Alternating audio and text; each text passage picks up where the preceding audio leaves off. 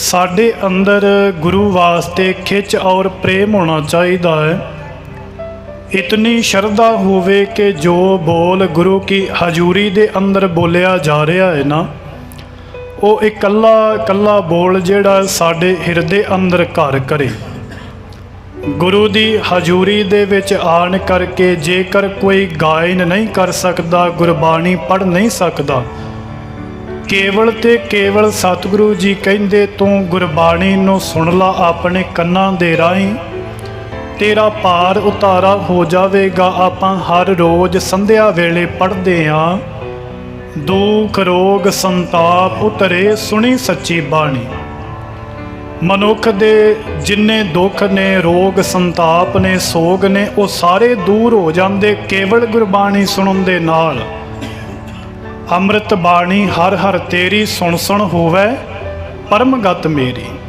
सानू परम गति भाव वो परम पदवी प्राप्त हो जाएगी केवल गुरबाणी सुनन दे नाल। कन्नां नूं इतना को आपां सतगुरु जियां दे नाल जोड़ना है कि केवल होर कोई निंदिया चुगली ना सुनना, सुनन ते केवल और केवल गुरबाणी नूं सुनना। क्योंकि संसार दे विच मनुख आउंदा है ना, बच्चे तो जवानी दे विच बिरध अवस्था दे विच चलिया जांदा है, खत्म हो जांदा है, पर नाल की जांदा है मनुख दे। क्योंकि भगत कबीर जी कहिंदे ना, 12 बरस बाल तन बीते, 20 बरस कछ तप न कियो, 30 बरस कछ देव न पूजा, फिर पछताना बिरध भयो, मेरी मेरी करते जन्म गयो। इसे तरह सारी जिंदगी निकल गई। जो परमात्मा ने उपदेश दिता सी उन्होंने जपिया नहीं, उन्होंने ग्रहण नहीं किया। जिस कारज दे वास्ते मनुख संसार दे विच आया सी, वो कारज नहीं कीते, ते फिर अखीर दे विच ये बचन करदा चलिया जांदा है कि मैं बहुत दुखी हाँ। आपां सारे दुखी क्यों? साध संगत जी आप मेरे नालों सूझवान हो।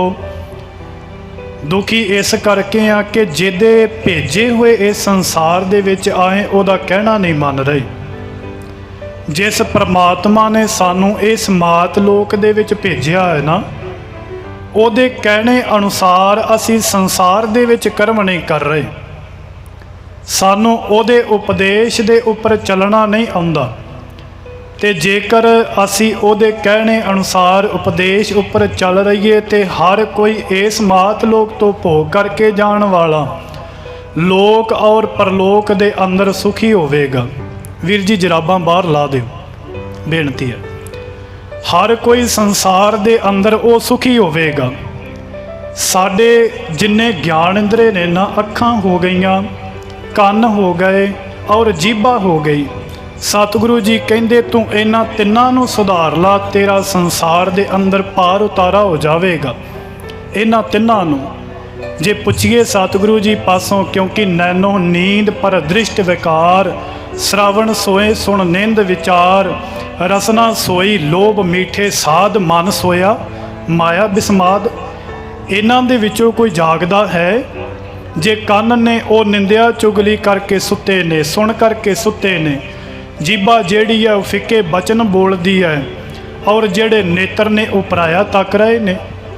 ये साडे वस दे विच नहीं, साडे काबू दे विच नहीं, पर इन्हां सारियां नूं अपने काबू दे विच करना, अपना मन नूं काबू दे विच करना, ये किवें होवेगा? जेकर कोई कवे मैं अपने जतन दे नाल कर लां, ये हो नहीं सकदा। हो गुरु दी कृपा दे नाल ही सकदा है। गुरु नूं पुछिए, सतगुरु जे मेरे जीभा जिहड़ी माड़े बचन बोलदी, इनू मैं सुधारां किवें? क्योंकि साडा ज़्यादातर यही सवाल हुंदा है कि साडे अखां जिहड़ियां माड़ा देखदियां ने, पर इन्हां नूं रोकीए किवें? धन गुरु अर्जन देव महाराज जियां दी गुरबाणी आपां पढ़दे हां। श्री सुखमणी साहिब सुखां दी मणी 9वीं अष्टपदी आरंभ दे विच देखिए, सतगुरु कृपा करके समझाउंदे, मिथ्या नाही रसना परस, मन में प्रीत निरंजन दरस। जे तू चाहुंदा है कि मेरी जुबान फिक्का ना बोले, मैं झूठ ना बोलां, अपनी जुबान तो किसे दा दिल दुखावां ना, ते सतगुर कहिंदे मिथ्या नाही रसना परस, ਮਨ ਮੈਂ ਪ੍ਰੀਤ ਨਿਰੰਜਨ ਦਰਸ। ਉਹਦੇ ਦਰਸ਼ਨਾਂ ਦੀ ਪ੍ਰੀਤ ਆਪਣੇ ਹਿਰਦੇ ਅੰਦਰ ਰੱਖ। ਤੂੰ ਕਦੇ ਵਾਸਤੇ ਵੀ ਜ਼ੁਬਾਨ ਤੋਂ ਫਿੱਕਾ ਨਹੀਂ ਬੋਲਾਂਗਾ, ਕਿਉਂਕਿ ਜਿਹਦੇ ਗੁਰਮੁਖ ਪਿਆਰੇ ਦੇ ਮਨ ਦੇ ਵਿੱਚ ਇਹ ਇੱਛਾ ਹੈ ਕਿ ਮੈਂ ਸਤਿਗੁਰੂ ਜੀਆਂ ਦੇ ਦਰਸ਼ਨ ਕਰਨੇ, ਉਹ ਕਦੀ ਕਿਸੇ ਦੇ ਨਾਲ ਨਾ ਮਾੜਾ ਬੋਲਦਾ ਨਾ ਵਿਚਰਦਾ ਹੈ। ਮਨ ਮੈਂ ਪ੍ਰੀਤ ਨਿਰੰਜਨ ਦਰਸ। ਫਿਰ ਅੱਖਾਂ ਦੀ ਗੱਲ ਆ ਗਈ। ਸਤਿਗੁਰੂ ਕਹਿੰਦੇ ਪਰ ਤ੍ਰੈ ਰੂਪ ਨਾ ਪੇਖੈ ਨੇਤਰ। ਹੁਣ ਸਤਿਗੁਰੂ ਅੱਖਾਂ ਨੂੰ ਕਿਵੇਂ ਰੋਕ ਸਕਦੇ ਆ ਕਿ ਤੁਸੀਂ ਇਹ ਪਰਾਇਆ ਤਨ ਨਹੀਂ ਦੇਖਣਾ, ਪਰਾਇਆ ਧਨ ਨਹੀਂ ਲੋਚਣਾ ਨਹੀਂ, ਕਿਵੇਂ ਇਹ ਬਚ ਸਕਦੇ ਇਤੋਂ? ਪਰ ਤ੍ਰੈ ਰੂਪ ਨਾ ਪੇਖੈ ਨੇਤਰ। ਫਿਰ ਸਤਿਗੁਰੂ ਜੀ ਨਾਲ ਦੀ ਨਾਲ ਸਮਝਾ ਦਿੰਦੇ, ਸਾਧ ਕੀ ਟਹਿਲ ਸੰਤ ਸੰਗ ਹੇਤ। ਉਹਨਾਂ ਪਰਮਾਤਮਾ ਸਾਧੂ ਜਨਾਂ ਦੀ ਸੇਵਾ ਕਰ, ਟਹਿਲ ਕਮਾ। ਜਿਹੜੇ ਪਰਮਾਤਮਾ ਦੇ ਨਾਲ ਜੁੜੇ ਨੇ, ਉਹਨਾਂ ਦੀ ਸੇਵਾ ਦੇ ਵਿੱਚ, ਉਹਨਾਂ ਦੀ ਸੰਗਤ ਦੇ ਵਿੱਚ ਰੁੱਝ ਜਾ, ਲੀਨ ਹੋ ਜਾ। ਤੂੰ ਕਦੇ ਵਾਸਤੇ ਪਰਾਇਆ ਅੱਖਾਂ ਦੇ ਨਾਲ ਤੱਕੇਗਾ ਨਹੀਂ। ਫਿਰ ਗੱਲ ਆ ਗਈ ਕੰਨਾਂ ਦੀ। ਕਰਨ ਨਾ ਸੁਣੇ ਕਾਹੂ ਕੀ ਨਿੰਦਾ। ਇਹ ਕਿਵੇਂ ਹੋ ਸਕਦਾ ਹੈ ਕਿ ਮੇਰੇ ਕੰਨ ਜਿਹੜੇ ਨੇ ਕਿਸੇ ਦੀ ਨਿੰਦਿਆ ਨਾ ਸੁਣਨ, ਕਿਉਂਕਿ ਗੁਰਬਾਣੀ ਸੁਣਦੇ ਨਹੀਂ ਨਾ। ਜ਼ਿਆਦਾ ਧਿਆਨ ਨਿੰਦਿਆ ਵੱਲ ਜਾਂਦਾ ਹੈ, ਉੱਥੋਂ ਰਸ ਆਉਂਦਾ ਹੈ। ਕਿਸੇ ਦੀ ਬੁਰਾਈ ਸੁਣ ਕਰਕੇ ਰਸ ਆਉਂਦਾ ਹੈ, ਪਰ ਪਰਮਾਤਮਾ ਦਾ ਸ਼ਬਦ ਸੁਣ ਕੇ ਰਸ ਨਹੀਂ ਆਉਂਦਾ। ਕਿਉਂ? ਕਿਉਂਕਿ ਅਜੇ ਗੁਰੂ ਪਰਮੇਸ਼ਰ ਦੇ ਨਾਲ ਪ੍ਰੇਮ ਨਹੀਂ। ਕਰਨ ਨਾ ਸੁਣੇ ਕਾਹੂ ਕੀ ਨਿੰਦਾ, ਕਿਉਂਕਿ ਜ਼ਿਆਦਾਤਰ ਸਾਡਾ ਸੁਭਾਵ ਇਹ ਹੁੰਦਾ ਹੈ ਕਿ ਅਸੀਂ ਗੰਦੇ ਗੀਤ ਬੋਲੀਆਂ ਸੁਣ ਲਈਏ ਤੇ ਸਾਡਾ ਮਨ ਜਿਹੜਾ ਪ੍ਰਚਲਿਤ ਹੋ ਜਾਂਦਾ ਹੈ। ਗੰਦਣ ਵੈਣ ਸੁਣੇ ਉਰਝਾਵੇ, ਨਾਮ ਲੈਤ ਅਲਕਾਇਆ। ਜਦੋਂ ਨਾਮ ਦੀ ਵਾਰੀ ਆਉਂਦੀ ਹੈ, ਸੁਣਨ ਦੀ ਵਾਰੀ ਆਉਂਦੀ, ਸਾਨੂੰ ਉਦੋਂ ਸੁਸਤੀ ਪੈਂਦੀ ਹੈ, ਨੀਂਦ ਆਉਣੀ ਆਰੰਭ ਹੋ ਜਾਂਦੀ। ਸਤਿਗੁਰੂ ਕਹਿੰਦੇ ਕਰਨ ਨਾ ਸੁਣੇ ਕਾਹੂ ਕੀ ਨਿੰਦਾ। ਇਹ ਕਿਵੇਂ ਹੋ ਸਕਦਾ ਹੈ? ਮਹਾਰਾਜ ਕਹਿੰਦੇ ਸਭ ਤੇ ਜਾਣੈ ਆਪਸ ਕਉ ਮੰਦਾ। ਆਪਣੇ ਆਪ ਨੂੰ ਸਾਰਿਆਂ ਤੋਂ ਬੁਰਾ ਸਮਝ। ਤੂੰ ਕਦੇ ਕਿਸੇ ਦੀ ਨਿੰਦਾ ਨਹੀਂ ਸੁਣੇਗਾ। ਤੂੰ ਕਹਿੰਦਾ ਮੈਂ ਚੰਗਾ, ਸਾਰੇ ਬੁਰੇ ਨੇ, ਪਰ ਇਹ ਗੱਲ ਯਾਦ ਰੱਖ, ਤੂੰ ਬੁਰਾ, ਸਾਰੇ ਚੰਗੇ ਨੇ। ਜੈਸੀ ਦ੍ਰਿਸ਼ਟੀ ਜੈਸੀ ਸ੍ਰਿਸ਼ਟੀ ਤੈਸੀ ਦ੍ਰਿਸ਼ਟੀ। ਇਸ ਤਰ੍ਹਾਂ ਦੀ ਵਿਚਾਰ ਹੋ ਗਈ। ਤੇ ਜੇ ਇਹ ਵਿਚਾਰਾਂ ਸਾਡੇ ਮਨ ਦੇ ਅੰਦਰ ਵਸ ਜਾਣ, ਇਹਨੂੰ ਹੋਰ ਸੁਖਾਲਾ ਕਰਨ ਦੇ ਵਾਸਤੇ ਆਪਾਂ ਆਨੰਦ ਸਾਹਿਬ ਦਾ ਜਾਪ ਕਰਦੇ ਹਾਂ। ਮੈਂ ਬਿਲਕੁਲ ਸੌਖੀਆਂ ਪੰਕਤੀਆਂ ਲੈ ਰਹੇ ਹਾਂ। ਆਨੰਦ ਸਾਹਿਬ ਦਾ ਜਾਪ ਕਰਦੇ ਹਾਂ, ਤੇ ਜਦੋਂ ਆਨੰਦ ਸਾਹਿਬ ਜੀਆਂ ਦੀ ਗੁਰਬਾਣੀ ਪੜ੍ਹੀਏ ਨਾ, ਫਿਰ ਆਪਾਂ ਅੱਖਾਂ ਦੇ ਬਾਰੇ ਕਹਿ ਲਈਏ, ਨੇਤਰਾਂ ਦੇ ਬਾਰੇ ਸਤਿਗੁਰੂ ਜੀ ਸਾਨੂੰ ਕੀ ਸਮਝਾਉਣਾ ਕਰ ਰਹੇ ਨੇ। ਇਹ ਨੇਤਰੋ ਮੇਰੇ ਹੋ ਹਰ ਤੁਮਹਿ ਜੋਤ ਧਰੀ, ਹਰ ਬਿਨ ਅਵਰ ਨਾ ਦੇਖੋ ਕੋਈ। ਹਰ ਬਿਨ ਅਵਰ ਨਾ ਦੇਖੋ ਕੋਈ, ਨਦਰੀ ਹਰ ਨਿਹਾਲਿਆ। ਇੱਥੇ ਸਤਿਗੁਰੂ ਜੀਆਂ ਨੇ ਸਾਨੂੰ ਕਿਰਪਾ ਕਰਕੇ ਦੱਸ ਦਿੱਤਾ ਹੈ ਨਾ ਕਿ ਅੱਖਾਂ ਦੇ ਨਾਲ ਤੂੰ ਹੋਰ ਕੁਝ ਨਹੀਂ ਦੇਖਣਾ। ਜੀਭਾ ਦੀ ਗੱਲ ਆਈ, ਇਹ ਰਸਨਾ ਤੂੰ ਅਨ ਰਸ ਰਾਚ ਰਹੀ, ਤੇਰੀ ਪਿਆਸ ਨਾ ਜਾਏ। ਪਿਆਸ ਨਾ ਜਾਏ ਹੋਰਤ ਕਿਤੈ ਜਿਚਰ, ਹਰ ਰਸ ਪੱਲੇ ਨਾ ਪਾਏ। ਜਿੰਨਾ ਤੱਕ ਤੂੰ ਪਰਮਾਤਮਾ ਦਾ ਨਾਮ ਰਸ ਜੀਭਾ ਦੇ ਵਿੱਚੋਂ ਜਪਦੀ ਨਹੀਂ, ਤੈਨੂੰ ਹੋਰ ਕਿਤੇ ਉਹ ਰਸ ਨਹੀਂ ਆਉਣਾ। ਕਿਉਂਕਿ ਰਸਨਾ ਜਿਹੜੀ ਹੈ, ਜਿਵੇਂ ਤੁਸੀਂ ਇਹਦੇ ਨਾਲ ਬੋਲੀ ਜਾਓਗੇ, ਉਹਨੇ ਉਸੇ ਤਰ੍ਹਾਂ ਚੱਲੀ ਜਾਣਾ ਹੈ। ਜਿਸ ਤਰ੍ਹਾਂ ਦੀ ਇਹਨੂੰ ਮਿਠਾਸ ਦੇ ਦੇਵੋਗੇ, ਇਹਨੇ ਉਸੇ ਤਰ੍ਹਾਂ ਦਾ ਤੁਹਾਨੂੰ ਸਵਾਦ ਦੇ ਦੇਣਾ। ਰਸਨਾ ਦਾ ਇਤਨਾ ਕੀ ਕੰਮ ਹੈ, ਪਰ ਜਿਹੜੀ ਧੁਰ ਤੱਕ ਗੱਲ ਜਾਣੀ, ਉਹ ਜਾਣੀ ਰਸਨਾ ਤੋਂ ਹੈ। ਤੇ ਰਸਨਾ ਜੇਕਰ ਪਵਿੱਤਰ ਹੋ ਜਾਵੇ, ਗੁਰੂ ਦੇ ਨਾਮ ਵਾਲੀ ਹੋ ਜਾਵੇ, ਤੇ ਸਤਿਗੁਰੂ ਕਹਿੰਦੇ ਪਾਰ ਉਤਾਰਾ ਹੋ ਜਾਵੇਗਾ। ਇਹ ਰਸਨਾ ਤੂੰ ਅਨ ਰਸ ਰਾਚ ਰਹੀ, ਤੂੰ ਬੜੇ ਰਸ ਚੱਖਦੀ, ਪਰ ਤੇਰੀ ਪਿਆਸ ਨਾ ਜਾਏ। ਪਿਆਸ ਨਾ ਜਾਏ ਹੋਰਤ ਕਿਤੈ ਜਿਚਰ ਹਰ ਰਸ ਪੱਲੇ ਨਾ ਪਾਏ। ਜਿੰਨਾ ਤੱਕ ਤੂੰ ਪਰਮਾਤਮਾ ਦਾ ਨਾਮ ਰਸ ਪੱਲੇ ਨਹੀਂ ਪਾਉਂਦੀ, ਉਹਨਾਂ ਤੱਕ ਤੇਰਾ ਪਾਰ ਉਤਾਰਾ ਨਹੀਂ ਹੋਣਾ। ਫਿਰ ਗੁਰੂ ਸਾਹਿਬ ਗੁਰੂ ਅਮਰਦਾਸ ਮਹਾਰਾਜ ਜੀਆਂ ਨੂੰ ਪੁੱਛੀਏ, ਇਹ ਕੰਨ ਕਾਹਦੇ ਵਾਸਤੇ ਨੇ? ਸਤਿਗੁਰੂ ਲਾਏ ਤੇ ਹੈ, ਤੁਸਾਂ ਕੰਨ ਕਾਹਦੇ ਵਾਸਤੇ ਲਾਏ? ਸਤਿਗੁਰੂ ਕਹਿੰਦੇ ਇਹ ਸ਼ਰਵਣ ਹੋ ਮੇਰੇ ਹੋ, ਸੱਚੈ ਸੁਣਨਾ ਨੂੰ ਪਠਾਏ। ਇਹ ਝੂਠ ਸੁਣਨ ਵਾਸਤੇ, ਨਿੰਦਿਆ ਸੁਣਨ ਵਾਸਤੇ, ਚੁਗਲੀ ਸੁਣਨ ਵਾਸਤੇ, ਗੰਦੇ ਗਾਣੇ ਸੁਣਨ ਵਾਸਤੇ ਤੇਰੇ ਕੰਨ ਤੇਰੇ ਸਰੀਰ ਨੂੰ ਨਹੀਂ ਲੱਗੇ। ਇਹ ਸ਼ਰਵਣ ਹੋ ਮੇਰੇ ਹੋ, ਸੱਚੈ ਸੁਣਨਾ ਨੂੰ ਪਠਾਏ। ਤੇ ਸੱਚ ਕੀ ਹੈ? ਮਹਾਰਾਜ ਜੀਆਂ ਦੀ ਗੁਰਬਾਣੀ ਸੱਚ ਹੈ। ਨਾਮ ਤੋਂ ਬਗੈਰ ਸਾਰਾ ਕੁਝ ਝੂਠ ਹੈ। ਨਾਮ ਬਿਨਾ ਸਭ ਕੂੜ ਗਾਲੀ ਹੋਛੀਆ। ਇਹ ਸ਼ਰਵਣ ਹੋ ਮੇਰੇ ਹੋ, ਸੱਚੈ ਸੁਣਨਾ ਨੂੰ ਪਠਾਏ। ਸੱਚੈ ਸੁਣਨਾ ਨੂੰ ਪਠਾਏ, ਸਰੀਰ ਲਾਏ ਸੁਣੋ ਸਤ ਬਾਣੀ। ਤੇ ਬਾਣੀ ਸੁਣਨ ਦੇ ਨਾਲ ਹੋਵੇਗਾ ਕਿ ਜਿਤ ਸੁਣੀ ਮਨ ਤਨ ਹਰਿਆ ਹੁਆ ਰਸਨਾ ਰਸ ਸਮਾਣੀ।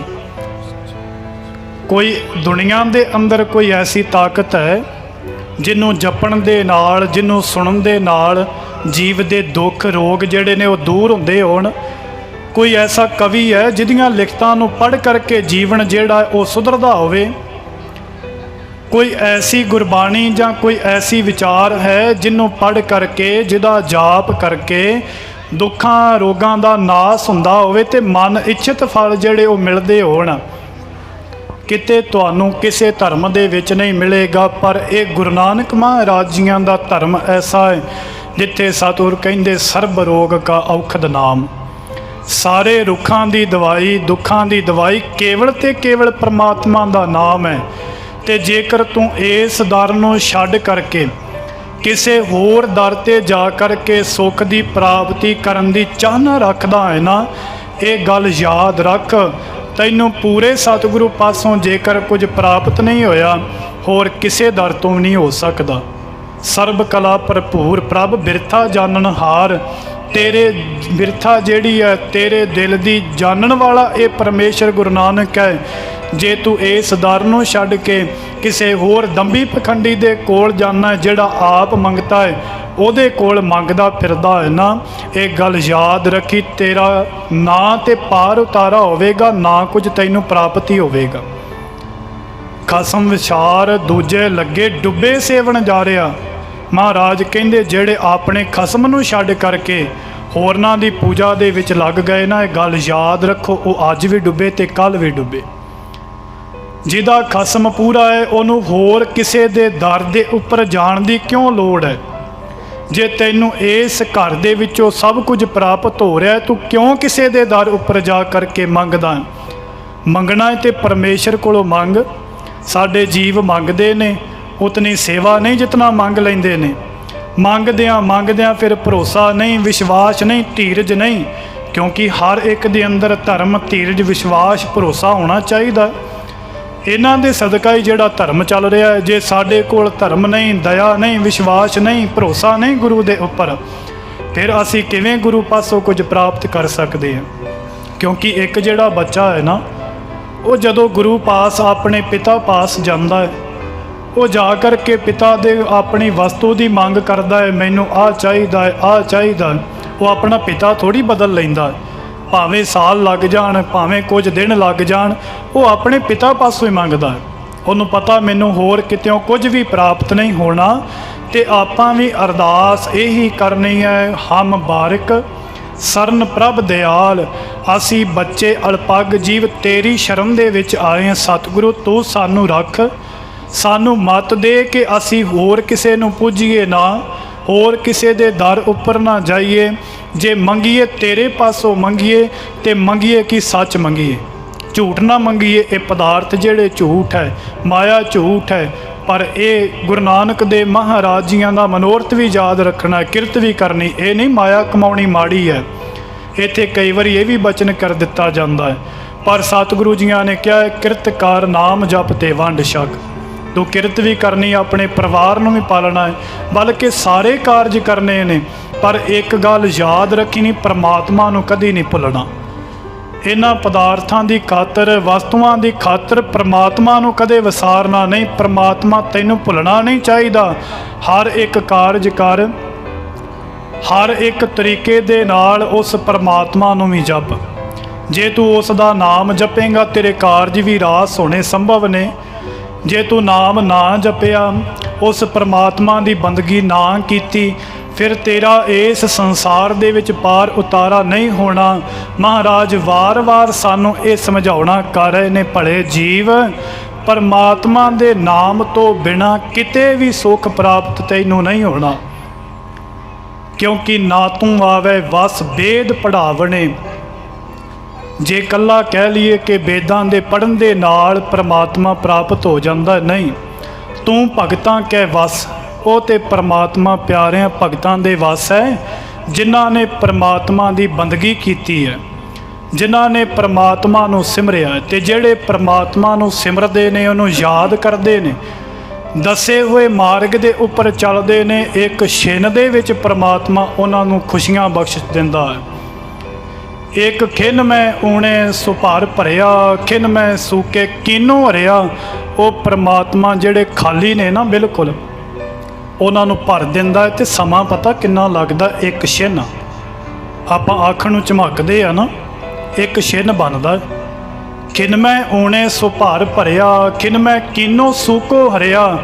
ਮਹਾਰਾਜ ਕਹਿੰਦੇ ਖਿਨ ਮੈਂ ਦੀਨੋ ਨਿਥਾਵੇ ਕੋ ਥਾਨ, ਖਿਨ ਮੈਂ ਦੀਨੋ ਨਿਮਾਣੇ ਕੋ ਮਾਣ। ਇੱਕ ਖਿਨ ਦੇ ਵਿੱਚ ਨਿਮਾਣਿਆਂ ਨੂੰ ਮਾਣ ਦੇਣ ਵਾਲਾ ਪ੍ਰਮਾਤਮਾ ਤੇਰੇ ਉੱਪਰ ਕਿਰਪਾ ਕਰ ਰਿਹਾ ਹੈ। ਜੇ ਤੂੰ ਇਹਨੂੰ ਛੱਡ ਕਰਕੇ ਹੋਰ ਕਿਸੇ ਕੋਲੋਂ ਕੁਝ ਮੰਗਦਾ ਹੈ ਤੇ ਇਹ ਗੱਲ ਯਾਦ ਰੱਖ, ਕੁਝ ਵੀ ਪ੍ਰਾਪਤ ਨਹੀਂ ਹੋਣਾ।